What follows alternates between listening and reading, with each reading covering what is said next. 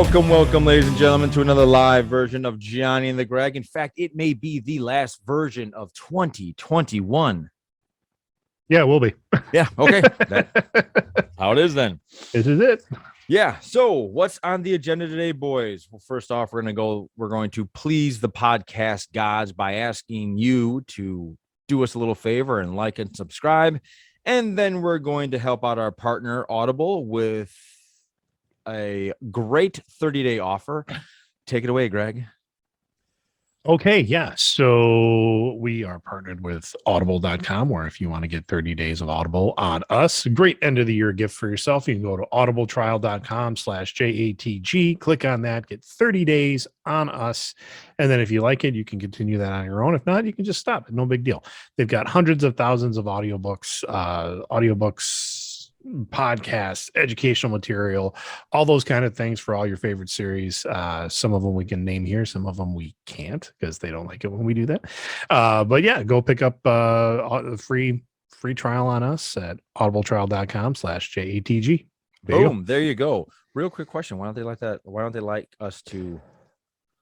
It's not tampering. No, they don't like it. There's a certain series about a wizarding school where they have three heroes that battle. One of them is known as like a chosen one kind of thing. The Matrix, got it. Yeah, they don't like it. There's like certain rules of how you can advertise for them and certain rules how you can't. And so like just regular old podcast people, they're like, if you mention this one, you have to follow really strict rules, which is why we never followed, which is why I try not to mention that one. But it's huge. I mean, those particular audiobooks are fantastic. Okay. So Who they narrates are great. them? Who narrates them? I don't remember the gentleman's name off the top of my head, but he's a real famous narrator. Like when you hear his voice, his very British voice, you're going to go, oh, that guy. Yeah. And, I've noticed that I like audiobooks where if a guy's reading for a girl part, I would much rather have a girl speak it than a guy.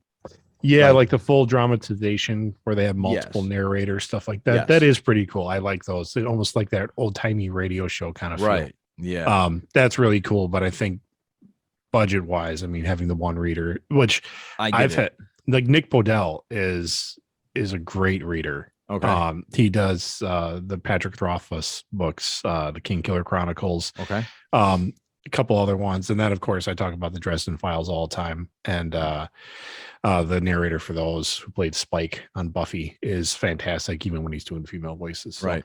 In fact, if they ever make an animated movie with Harry Dresden, I would expect him to be the voice. Oh yeah, totally. Yeah, I would. If they had anybody else, I would have I'm not gonna lie, I'd still watch it, but I'd be like, of course, it's not him. Yeah, I agree. All right, guys, let's run down the agenda real quick today. We're gonna do a little Christmas wrap up or unwrapping, depending on how you want to use that. Then we're gonna talk about the Matrix 4, and then we're gonna go kind of the closest we can to our year in review in terms of top 10 movies of 2021. Yeah, brought to you by Johnny and the Greg. So, Greg, without further ado. Yeah. How was your Christmas? Not bad. Excuse me. I'm still getting over being a little under the weather, which got that. But it was a good day. I mean, given the sickness that I had, it was the kind of sickness where you don't want to go out and see other people. So we canceled all of our family plans and we just stayed home. Which is right where you want it. Right. It's right where we wanted to be. Yeah. So, apologies to the family that was disappointed. I mean, it's not that we didn't want to see you guys. It was just we wanted to try this kind of just the five of us kind of thing. And it worked out great. So awesome. Everybody got what they wanted. And then some. Yeah, I believe so. Awesome. Great gifts. My really nerdy daughter, we were able to get her a Captain America shield, which welcome was really to the club, cool. Kate. Welcome to the club.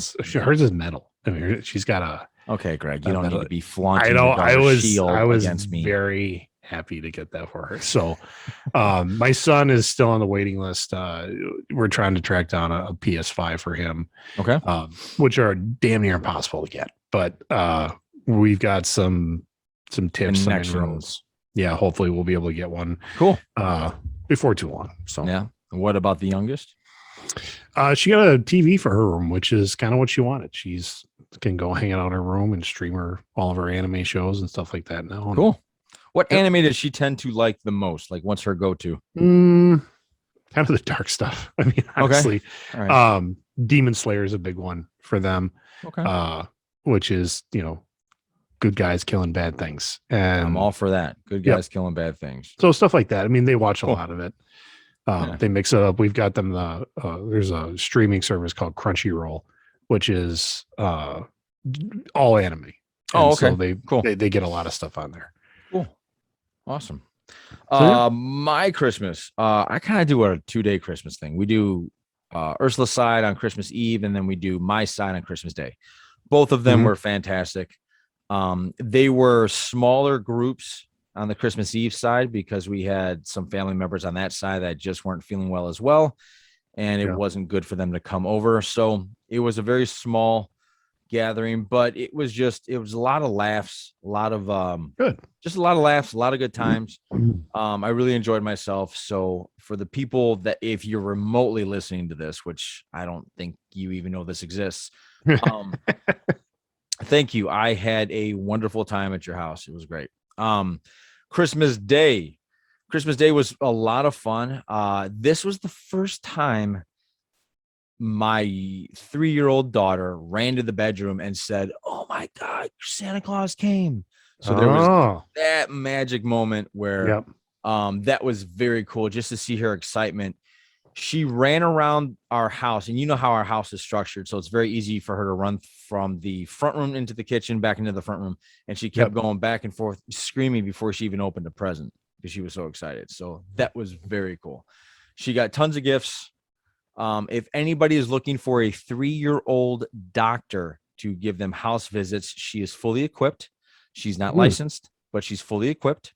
And she will, I'm not promising the best care, but I'm promising the best intentions. Well, it's the Chicago area. She can be like a mob doctor or something. Yeah, right. Yeah. So yeah, that's what Christmas was for us.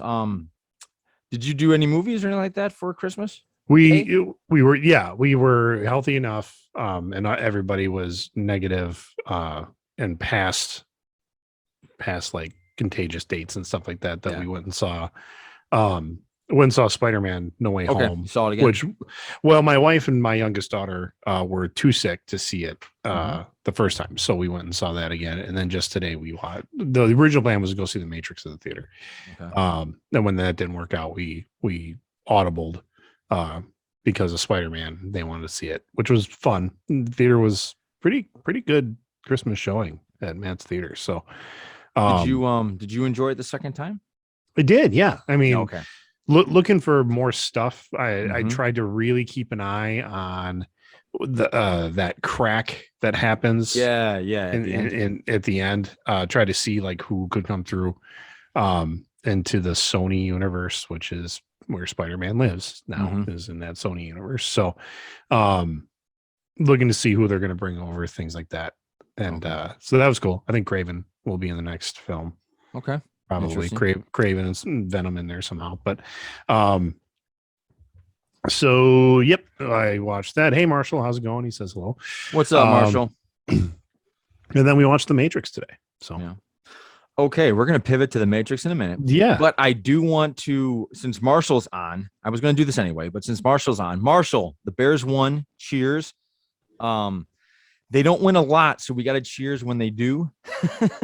I mean, they played today. I didn't even see. Yeah, they played Seattle, and they won 25-24. So close game. It worked out. Good for them. Yeah. I don't think it matters, but anytime it's a win. Can they get in the playoffs anymore? No. I think everybody would have to lose.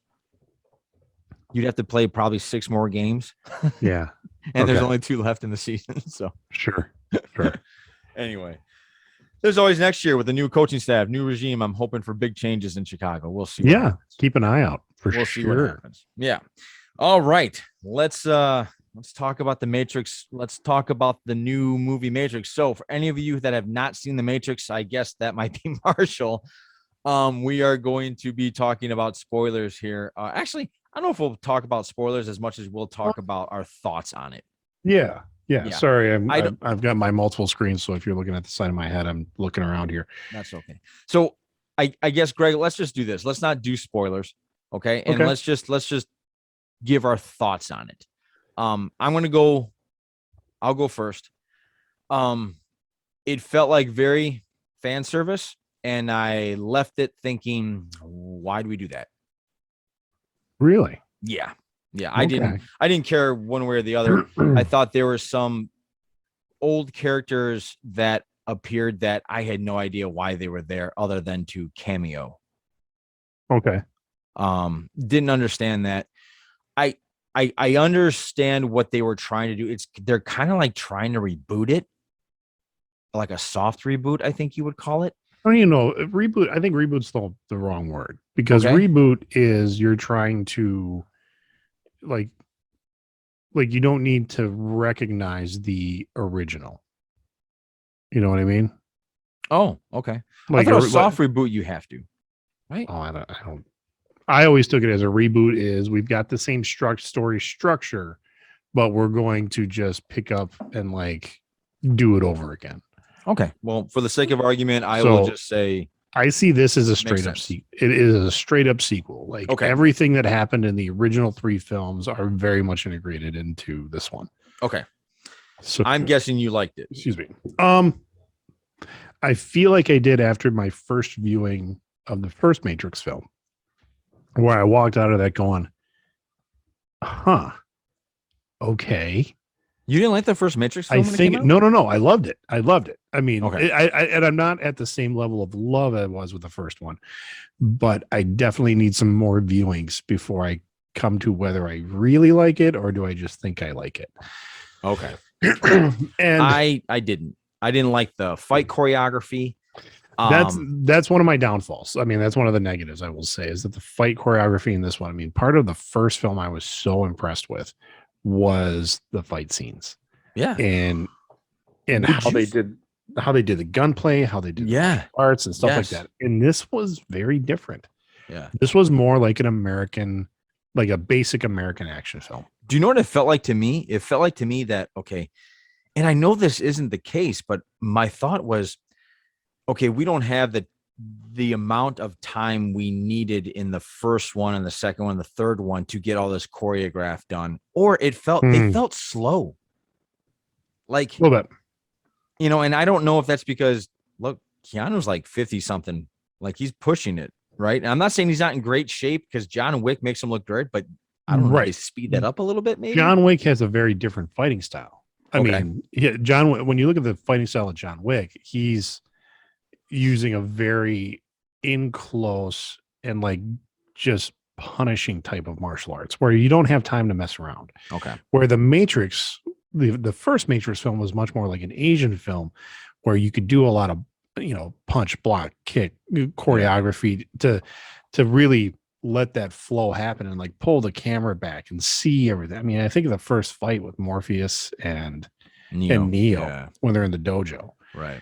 And they tried to try to recreate that scene in this one, and you can see that in the preview, and it doesn't play out quite the same. Now you're right, there's an age issue there, but there's ways around that as we've seen in other films like the Marvel films and stuff like that, where it's like, hell, you can use a stuntman and like CGI somebody's face over the stuntman's face, to make it look great. You're right. But they chose just to do it differently. Okay, so that's where you're at right now. It's just different. It's different. And my expectation of like the first Matrix film is what I went in with. And so that's why I'm like, okay, maybe I need to lower my or readjust my expectations for this one. Overall, the story arc I'm intrigued with, because it definitely is an updated, like they're not trying to say like the Matrix is still in like 1998 or 1999. Yeah. They're like, nope, we've updated it. This is the world now. Here is the change. They explain how Neo and Trinity are still alive because in the third film, they both died. Yep. And you're like, okay, that's intriguing. I was intriguing about the relationship between the machines and the humans now. What I'm not happy about is the whole Agent Smith arc. That's who I meant. Yeah. That's where I'm like, what was the point? Yeah. I'm wondering if there's more to it. Like, I think there's going to be a sequel. They certainly leave it open for another film. Well, I don't think they're actually going to get a sequel, because if they're just looking at box office returns, they did such a disservice to this movie in terms of releasing it a week after Spider-Man. Right. Simultaneously in theaters and on HBO Max, was just like, no, I think they did they should have pulled this out in February when nothing was out. Nothing's going to be out in February. And people would have, I feel that way. But I lately, I think Warner Brothers is really, they don't make smart decisions.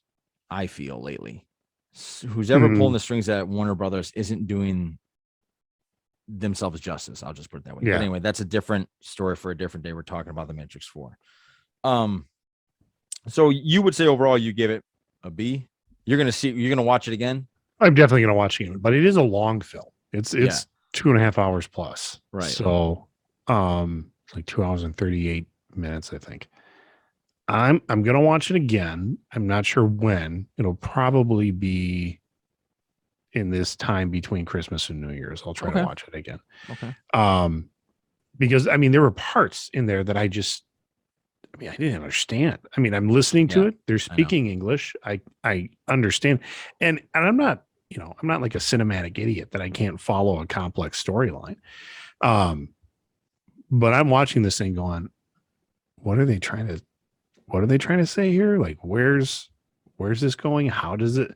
And I finally gave up. I'm like, it must come together later on in the film. That what they're talking about must make sense. And I went, I don't know if it did. So I'm going to watch it again and see if I can get more out of it. But I did that with the first Matrix film. I mean, I saw that thing in the theater. It's funny because we were talking about this last night at my family's house. I think the Matrix, you could probably put that up there as, I hate using this word, but maybe it's pretty much a perfect movie. The first one. There's not a lot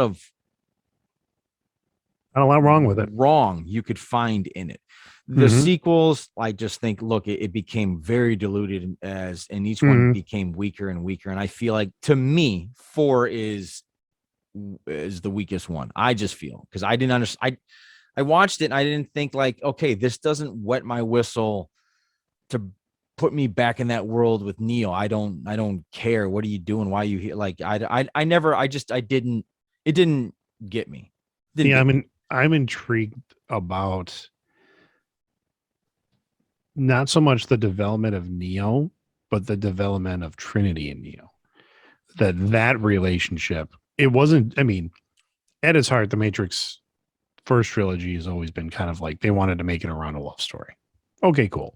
I thought that was the weakest story point of the first 3 films, was their love story. Okay. But now there's more to it than just it's a love story. They can enact major things because of their relationship. Can I ask you a question? Yeah. In your top 3 movies that your fandom is strongest with, would the Matrix be up there?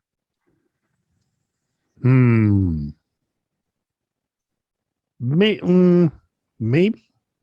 Okay. I mean, I'm a fan.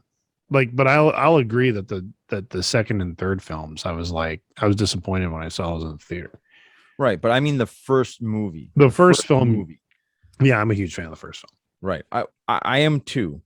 But are you wondering if it's blinding my or I don't think you're blind by it at all. You're not blind by it, but I think there's same thing that happens to me with Indiana Jones. There's that heartstring. Oh, sure. Yeah. There's that heartstring. And I'm gonna like it.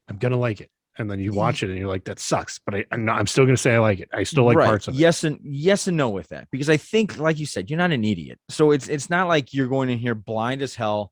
Yeah, let's do this Matrix, but I feel like when you see a movie that I feel you have a certain it yanked at you at a certain, it Mhm. had an effect on you.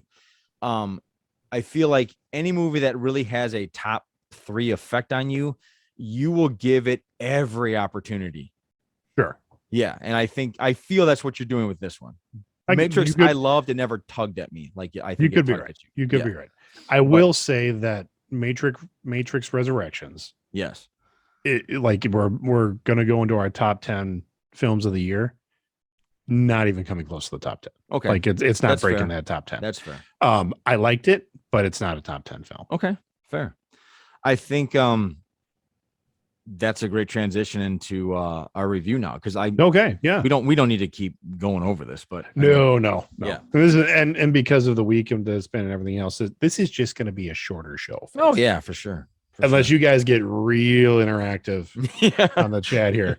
All right. I'm going to share my screen. So this comes from our letterboxd.com account, which we usually link to. You can find that in our link tree. So let me find my share screen. Here it is. Share screen, and we're going to share that one. So let's take a look. All right. So when I say that this is Johnny and Greg's top 10 films of the year, what that really means is that I made it up and I said, hey Johnny, what do you think of this? Mm-hmm. So that's really what we're looking I would say this is Greg's. yeah, I would say so too. Yes. So we'll just go through it. People can see it on the screen. Yes, but my number one film of the year, for me, Dune was fantastic. Is it because it played the way it went the way you've always wanted it to go? Because I know you're a big fan of the books. Yeah, I'm a big fan of the books, and I don't know if it went every way I wanted it to go, but I was pretty hyped for this film. Okay. And then it was delayed for a year, and you know, more than multiple delays and everything with the COVID, and then it was going to be released on HBO Max, and then the writer, director, producers were like, that's not in our contract. You're not doing that. And it became kind of a big thing, but delayed. It came out. So I had a lot of hype for it. Mm-hmm. And I walked out of there saying that met every expectation I had.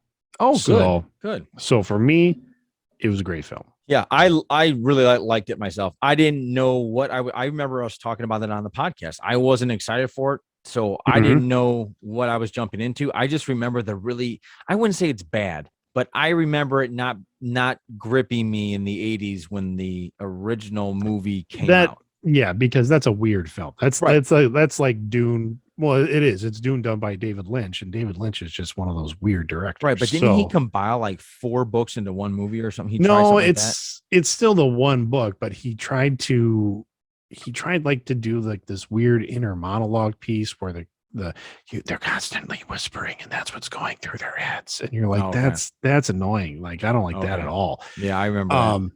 But it is a massive story to try to squeeze into a film, and Dune here is already over 2.5 hours. Yeah, and it's only half the book, and they cut out a lot of stuff from the book.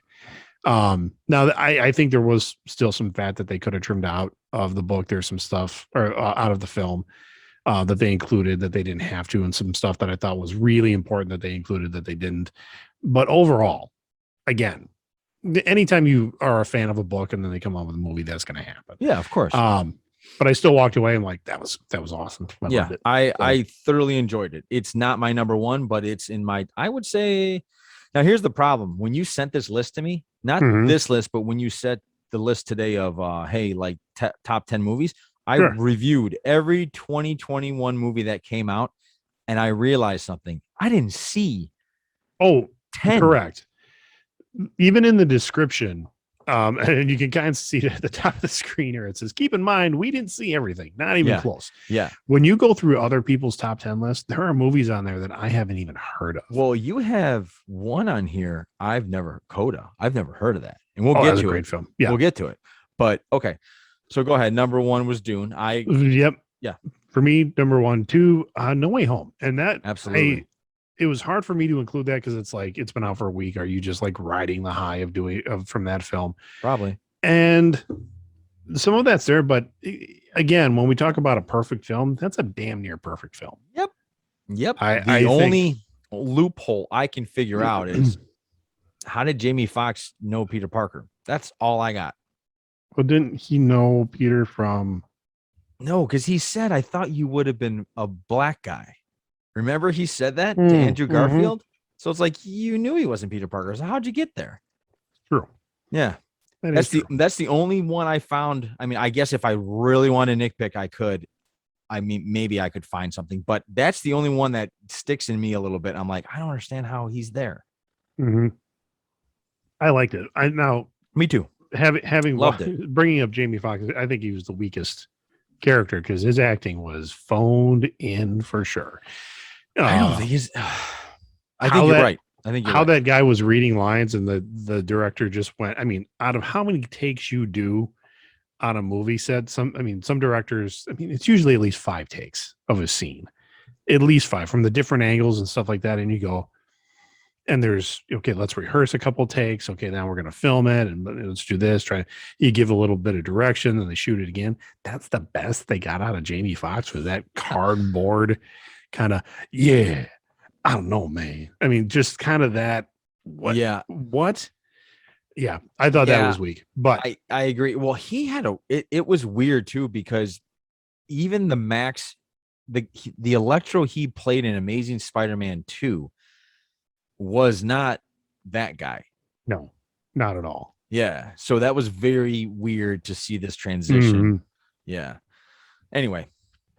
So, but overall, I thought it was a great film. It's got a lot. It's got everything in it. It's got the action. It's got the laughs. It's got the tears. It's got everything you wanted. So yeah, a lot more heart than I was expecting. Mm-hmm. Yep. Yeah. And pulled off very well. Yeah. That's why it's my number 2. That's my number 1. I don't care what you people say. That's my number 1. Okay. Number 3, Ghostbusters Afterlife, for the same reasons. Oh yeah, I knew you hadn't seen all that. I gotta see this movie. For me, I mean, yes, there's the nostalgia piece. Kind of blurs my review on this, but I thought, and it is a straight up sequel. It's not a reboot. It's not like, hey, here's a property that we just want to kickstart again. It is a straight up sequel from the original Ghostbusters films. And the way they played it out, that it's 30 years later, yeah, I thought was great. And it was just, are there going to be more Ghostbusters films in this light? Maybe. I mean, maybe Reitman will write another one, but like this is like a Ghostbusters one-shot story. Wasn't it also like kind of a tribute to his dad? Reitman's dad, yes, but also to Harold Ramis, who helped. It was like Ivan Reitman, Harold Ramis, Dan Aykroyd. They're the ones that really came up with the first Ghostbusters film. Okay. Or that first concept of the Ghostbusters. Yeah. Okay. So yes, and Reitman and Aykroyd obviously still alive. Harold Ramis passed. But I thought it was great. Yeah, I wanna get to something you just talked about there. You said that maybe this one's also one of those ones that pull me, and so I might have I don't think so with this, because it was from what I've heard from everybody, it was genuinely very good. Oh yeah, and there was fan service, but they did the fan service at the right time. Correct. Going back to the Matrix, I felt like it was like Chris Farley going, "Remember Neo? When he cool?" And that was Wasn't that awesome? Yeah, I can see that. That's what I felt. That's what I felt like. Remember Agent Smith? He was cool, and that's it. Some of the fan service I felt in Ghostbusters, even just the music cues, the little piano. I mean, that they play that off at just the right times, and I'm like, that's what I'm saying. So there's nothing wrong with that type of fan service, in my opinion. Right. Yeah, I thought it was good. Number 4, Nobody. I just watched this film last night again. It's such a great film. Where? Where did I watch it? Yeah. Like, did you rent it or did you? Oh, I own this film. Oh, you bought it? I bought it. I bought it on Amazon, so I still stream it. But yeah, as soon as this became available, and this was a very early 2021 release. Right. It was very, and we did a whole podcast on it. Yeah, I mean, I went to the theater to see it when the theater was still pretty empty, because I was like, I really want to see this. I mean, I got a bet on this film. I mean, I didn't bet anybody, but it was like, I bet this is going to be good. I bet this is going to be kind of a sleeper hit. Well, they got a great actor to do it. A great actor. I say great actors. I mean, I look at Christopher Lloyd is in this film, and I mean, Christopher Lloyd, I looked it up last night. He's 84 and he's bouncing around this scene with shotguns and reminds me a lot of my dad. Okay. Honestly. But yeah, I just thought it was fun. It's just one of those fun films. And I hope we're not done with the world of Nobody. Because yeah, I would like to go back to that. See some more. Do you think it's the same universe as John Wick?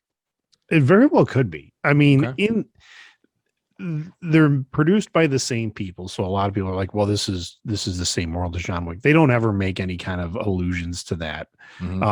Other than like John Wick, you've got this entire secret society of the criminal organizations, and they even like have their own currency, and they got the the hotels and stuff like that, where Nobody is like the American military arm kind of that, where it's like there are people in the military that know code and stuff like that. Like there's one scene where all this guy does is look at his tattoo, and where they're about to shake him down, and this guy looks at his tattoo and his eyes get really big. He's like, "Thank you for your service," and then he like runs out of the room, and everybody's like, okay. Yeah. Because and what I love about that type of storytelling is that you get the gravitas of this person because he's got this tattoo. Like everybody in the room all becomes acutely aware of how badass this guy is. And rather than shake him down, they're like, so can we help you? Yeah. Okay, cool. So I like that. Still got to see this movie. You haven't seen this yet? And I still have not seen this movie. And Greg and I are in two different I had the word before, but lack of a better word, I'm in that part of my parenting life. Oh, sure. I'm not seeing these movies at the amount I used to. Right. Where Greg is now, he can tell his kids like, hey, we'll be back in 2 hours. Don't burn down the house and leave. Yeah. Yep. Yeah. Absolutely. I can. Yeah. And so that's and the only time we get to watch movies is when it comes out and we actually, and she's asleep. Right. Or you see, and I know we're only on number 4, but all of those films, well, except for Nobody, I saw that by myself. But the first 3 films, my kids came to the theater with me to see those. And number 4, I will play when my kids are in the room because they're old enough to watch it. So that really does change how you watch films is when you can play like a rated R action type film and be like, okay, whatever. Yeah. So, Coda. Okay. Coda, number 5. So what's Coda about? So Coda is about a young girl, and in the movie poster there, she's the one on the far left. Her entire family is deaf. And they used real deaf actors, which was I think very much a tribute to the filmmakers for searching out deaf actors to do this. And she has an amazing singing voice. But like being the only hearing person in her family, there's a lot of responsibility there. Right. So she gets picked up by this like music program, and they're like, you can be great. You can go to college for this. You can really expand on your voice and make this your thing. And the family's like, well, she can't leave us because we need her here. One, for communications, but then also like they're worried, like, is she really any good? Like because we can't hear it. Yeah. We can't hear it. How do we know that this person's not just like putting her on kind of thing? Yeah. Interesting. That sounds very interesting right there. Yeah. And I mean, the music's great and it's a great story.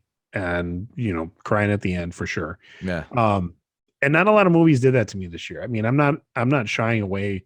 I didn't try to shy away from like romantic comedies or dramas. No, neither do I usually. Yeah. Well, in terms of my top 10, I mean, I went through every film released this year, and I'm like, here's what I've seen, and then it's what's going to get in the top 10. I'd be, I love that film, and then I kind of weeded it out from there. So that's why it gets its point. And cool. it was tough to put it in the number 5 spot because the number 6 spot, it was a tough sell between the two. Right. Before we get to the last 5, I just want to say to anybody out there that's listening, Give us your top 5 so far. Anything you agree with, anything you disagree with, let us know. Go ahead, Greg. So yeah, I mean, here in the bottom list, these were all films that I still really liked and I would still watch again. Mm-hmm. But when you're doing a top 10 list, something's got to fall to the bottom. Yeah, of course. So number 6, Free Guy, loved it, own it. I think it's a great film. It's a good Ryan Reynolds film, but it's a good Ryan Reynolds film for everyone, because sometimes his movies aren't for everyone. Right. Either because of the rated R-ness of it or whatever. But yeah, no, I think it was a great film. The tie-in with Disney, I mean, it is technically a Disney film, so they were able to bring in some of the Disney properties at I think at the right moments. I mean, it wasn't overly Disney-fied. So I really liked it. I thought it was a great film. Good message about reality versus kind of the internet world kind of piece, and how some people live in there too much. So I thought that was cool. Okay. 7 is Mitchell's versus Machines, and I love this movie. I mean, as far as animated films go, it's one of the best, I think. Really? It's, on Netflix. Good family film. I mean, one of the best of the year for sure. It's about a girl who is going to college. She thinks her family's pretty lame, and she's going to college for animation. And her dad is like Ron Swanson. Like, he can build anything, do anything. But he just can't talk to her. Yep. They've got these communication issues, but she's supposed to fly to college. Her dad gets the big idea of, like, we'll just drive her cross country. Mm-hmm. Now at the same time, there's a machine uprising, because it's an animated film and they can do these ridiculous things. And then they're like the only humans that have not been imprisoned. So it's the Mitchells versus the machines. Everybody's got their own little skill sets. The little brother cracks me up to no end. Mm-hmm. So yeah, it was just a fun film, and I will watch that at any time. Sounds good. Yeah. Number 8, Quiet Place Part 2. Just liked it. It was a great sequel. Okay. I haven't really seen this either. Oh, I see. I was curious if this he could carry on the magic. Yeah, if that would carry on into a second film. Yeah. And it does. Okay, good. And it does very well. I would even say that they probably have one more in them. Okay. I think there's one more film. We still have absolutely no answers on what these things are or why they're here. Other than they're here, and this family knows how to beat them now. So it's about them surviving, and there's a baby involved in, which it just raises your blood pressure through half the film. No, I would imagine. Yeah. So the way it ends, you're like, ooh, okay, I want to see what's next. I want to see where this is going. Yeah. And that's why I think we've got at least one more film. Okay. I think if they go 4, that might be too much. But 3, I could see a Quiet Place trilogy. For sure. Yeah. Okay. Number 9, Ryan the Last Dragon, shocked me. When I saw my first trailer for this film, I'm like, I don't want to see that at all. It looked terrible to me. And I mean, just the entire concept of it. And then and that was like the action trailer. And then I saw like the comedy trailer, and I was like, this looks terrible. It came out on Disney Plus, and we watched it, and I went, okay, I was wrong. That's a pretty good film.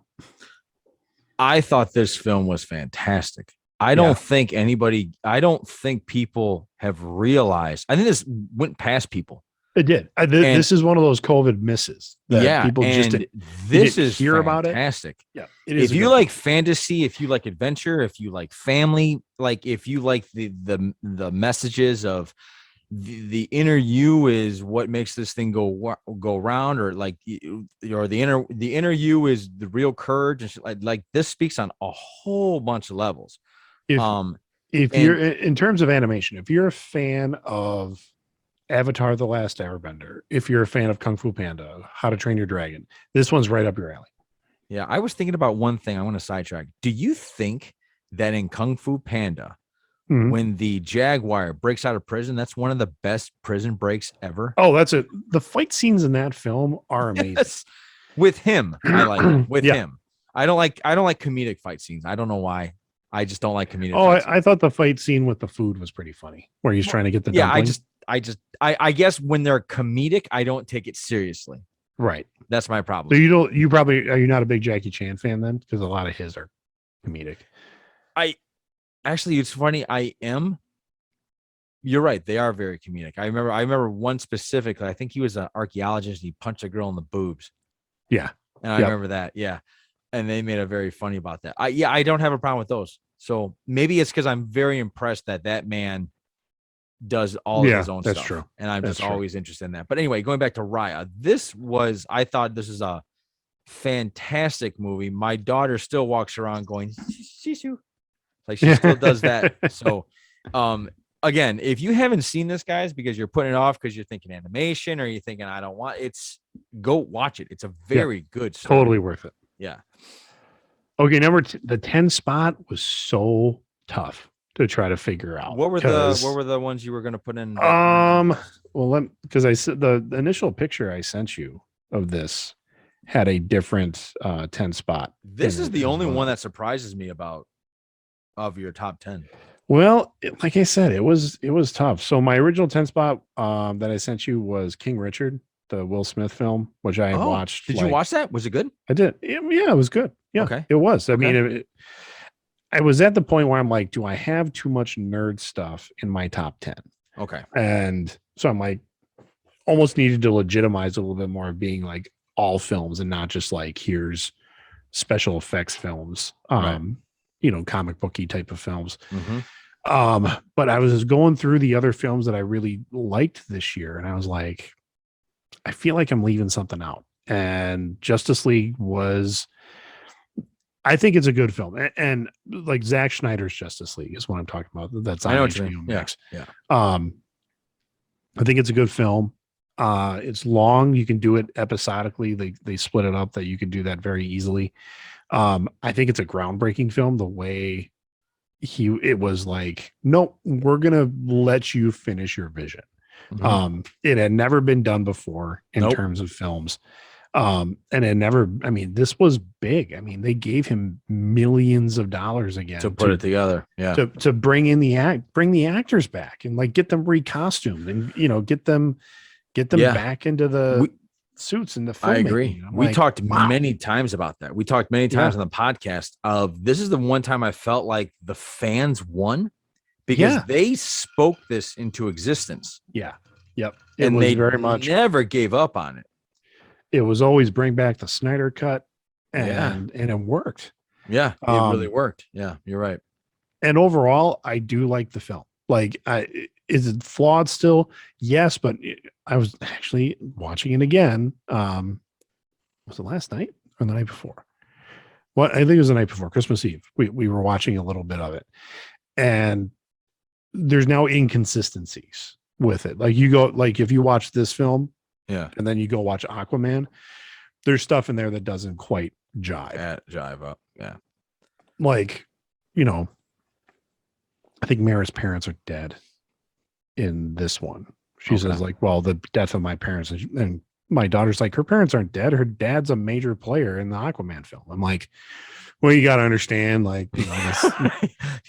trying to explain that away. But, and like they allowed her to keep her British accent in Justice League, and then in Aquaman they're like, lose the accent. So that's weird, but other than that, I mean, I think it's a good film. I think they did Superman a lot better in the Snyder cut than they did in Joss Whedon's whatever he calls that monstrosity he made. Wow. I agree that okay, I can see why it's in your top 10 because it's not just the movie. It's what it's what it represents a little bit. It's groundbreaking because no one that's never happened before where you were like, wow, I get to see the actual vision. And the studio that basically said, fuck you, did the guy brought him back and said like, hey, let's here's 93 million. You do yours.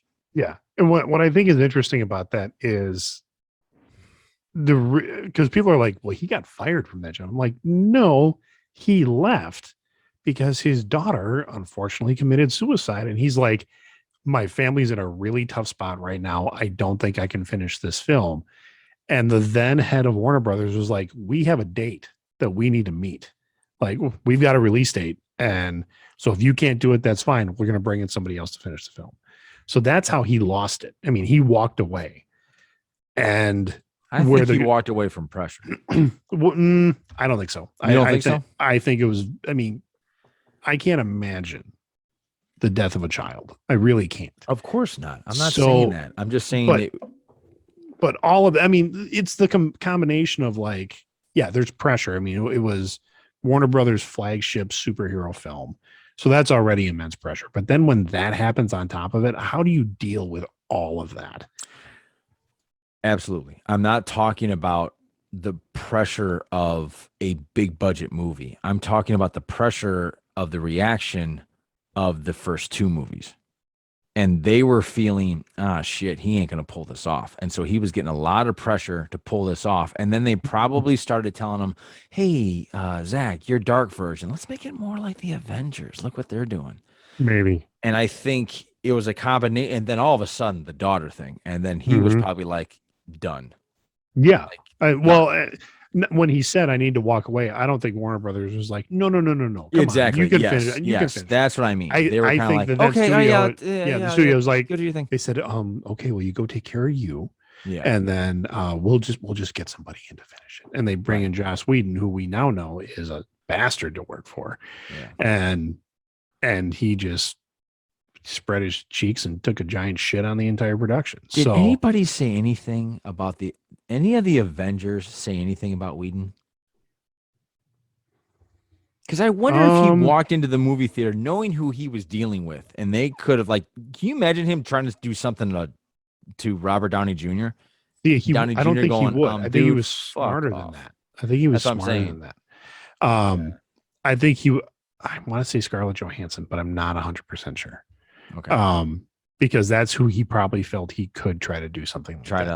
Push her around. Try to muscle her into certain situations or something like that. Okay. And the thing, and I was explaining this to my daughter. He wasn't. It wasn't like Harvey Weinstein types of situations. No. It was straight up bullying. Yeah, he was just a bully. Yeah. If you guys don't know, there is a great podcast out there with the guy that used to play Lex Luthor in Michael Smallville. Yeah. He has a great interview with Spike. We were talking about him earlier, that actor, and the problem he had with Joss Whedon, because Whedon wanted Spike dead. He was a one episode guy, and that was it. Yep. And he was really upset. He had to keep writing for him and writing with him and adding him into stories. It's ridiculous. What that guy was doing on set. The same, probably not the same interview. It was a different interview that I had Charisma Carpenter. Well, it was about Charisma Carpenter. I mean, because she really kind of broke a lot of this, and then everybody started coming on. We were like, "Oh no, this happened to me." But it was Michelle Trachtenberg who played Dawn, who was Buffy's sister. Yes. Who, when she started on Buffy the Vampire Slayer, she was like 14 or 15, and she had an altercation with Whedon, and it was like in a conference room where he just chewed her out, like just God, can you imagine that? Read her to the riot act to this 15-year-old girl, and he was not nice. I mean, imagine Tom Cruise's character from Tropic Thunder, the way he was talking to people. That's how Whedon was reportedly talking to the people that worked for him. So, so he did that to this 14 or 15-year-old girl, and she came out in tears and then explained everything to, I think, the studio people. Yeah. And CW, so that's a Warner Brothers still company, explained it to them, and they went, okay. And then they came back the next day. They're like, so Michelle is never to be alone with Joss in a room for private meetings. Like, she will always have a representative there, and really started to protect her a little bit more, which is the right thing to do. I agree. But that didn't send up any red flags to other people like it should have. So Whedon's, you're not going to see his name on stuff for a long time. No, and we were just talking about this the other day. I don't think they will, but I would love them to bring back the Nevers. Oh, I think the Nevers, no, that'll still happen. You're just not going to see his name on it. I mean, he'll have you heard something on that? Because I haven't. I can look, but okay. I mean, look when we're offline. But I love that show. So HBO, especially now, they've got series that are like they'll almost skip a year and then bring it back the following year. Like Barry's been gone for a while, but he's about to come back. That's a great show if you haven't watched it. I didn't like it. Oh, I liked it. I get how people like it. It's just not for me. The Nevers, all this really happened while they were filming that. So like if you go back and watch, his name isn't listed as EP. He's EP on the first couple episodes. Yes. And then after that, his name, he still gets a credit like created by or based on the ideas of or something along those lines, but he's not executive producer because he wasn't. He like walked off the set, or he wasn't allowed on the set. Or he was escorted off. Thank you. It was one of those types of situations. And so I think probably what he's going to be doing is like ghostwriting and ghost producing stuff. So unfortunately, he'll still have a job. He'll still make his millions, but nothing will be with his name attached to it. Okay. Yeah. So yeah, that was it was a good list. I liked it. I got to check out Coda. I definitely got to check out Ghostbusters and Nobody. Yes, you do. A couple of ones I thought you left off, but it's a top 10. It's really hard. And I know you were trying. What do you think I left? Shang Chi. I thought it was awesome. Shang Chi was fantastic to me. Again, I do think it's awesome. It's a great film. But when I was looking at the list of like what hit me harder, I don't know. Shang-Chi, I'm like, yep, that's a typical Marvel film. I didn't think it was typical at all. I thought it was a martial arts film. Again, it's fun, but it follows the Marvel formula of a standalone film. Yeah, you know what? And as I was compiling my list, it's a stupid list because it's not even good. It's like I think there's 1, 2, 3. There's 3 Marvel films on there. I'm not even talking about the TV shows. Right. But there was one movie you didn't like Black Widow at all. I loved Black Widow. I thought it was really good. The one that it's in my top, and I only have 8. I didn't even see 10 movies of it. Like I saw movies, but not 2021 movies. Yeah. If that makes sense. So I got Spider-Man, Shang-Chi, Dune, Black Widow, Raya the Last Dragon, and Boss Level. I loved Boss Level. Yeah, Boss Level was pretty good. You know why I liked it so much? I didn't expect that at all. I thought I was gonna watch a really bad sci-fi made movie on Hulu. And I was totally blown away by how much I actually really liked it. I was like, wow. That was a good film. Yeah. Yep.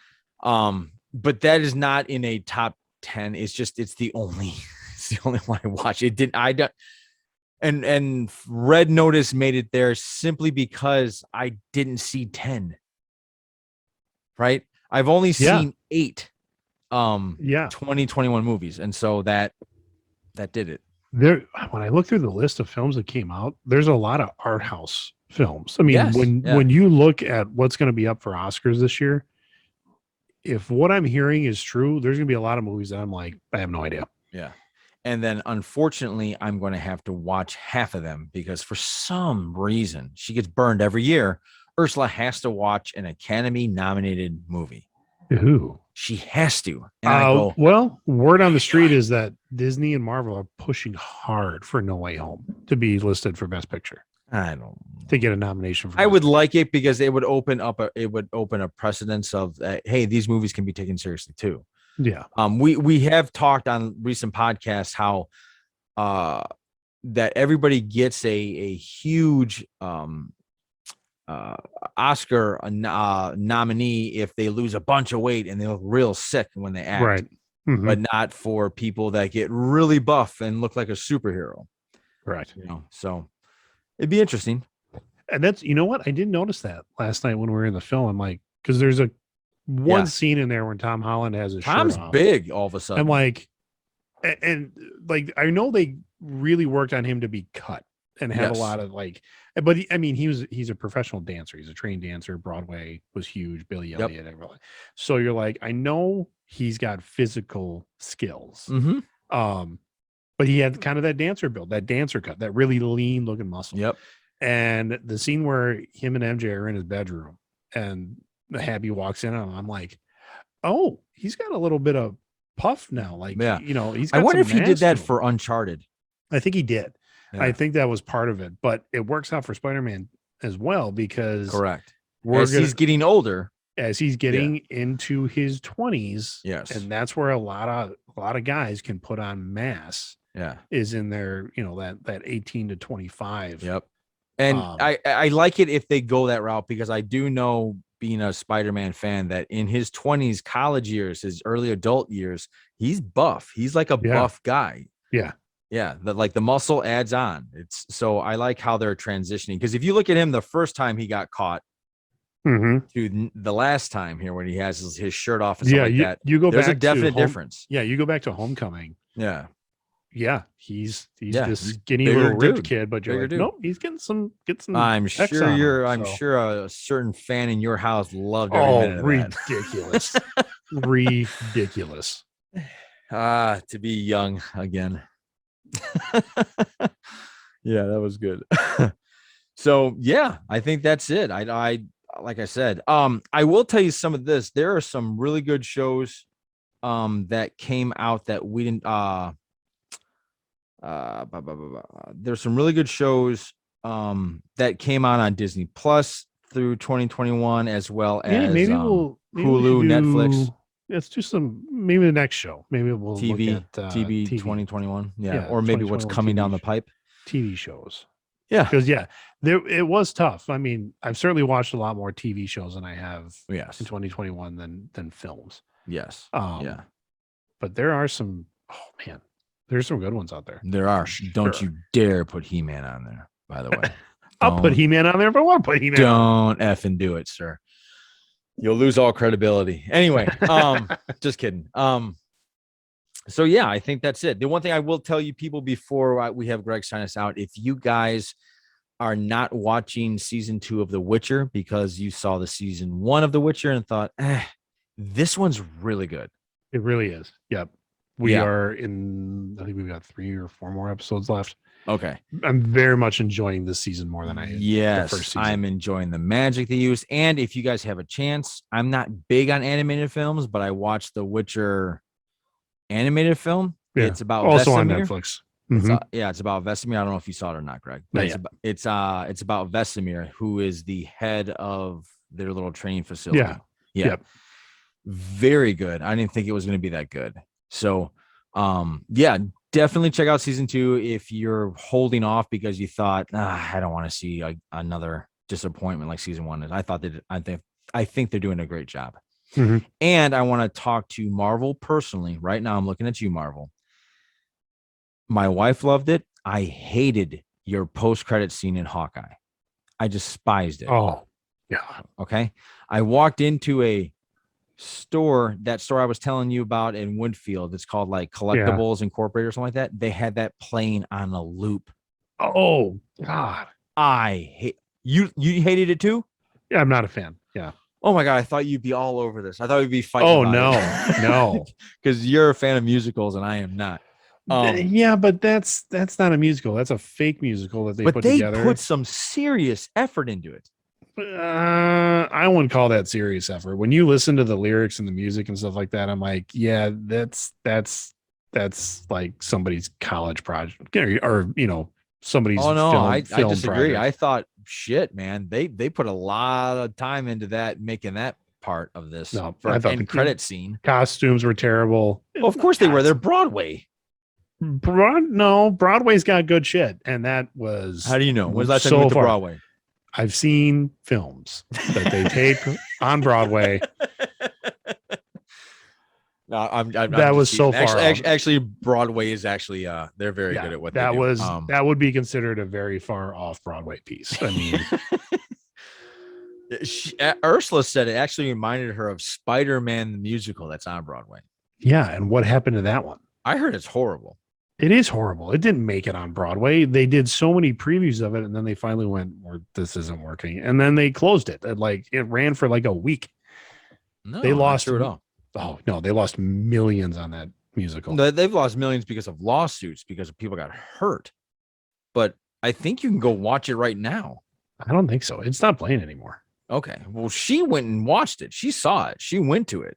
Yeah, she went to it and thought, "What is this?" But well, sure. Yeah, but anyway.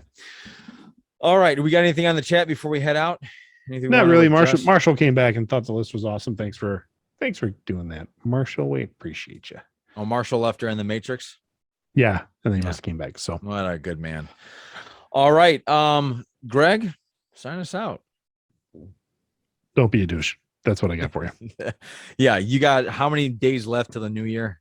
Yeah, right. And especially if you're out on New Year's Eve, getting your drink on, doing your thing, definitely don't be a douche at the end of the year. It's not worth it. It's not worth it. You don't want to spend New Year's paying a fine or being in jail or busting knuckles. Yeah, not fun. All right, guys. For the Greg, this is Johnny saying podcast out, everybody. Happy New Year, and we'll see you in 2021 or 2022. 2022. See you later, guys. Take care. Bye-bye. Bye-bye.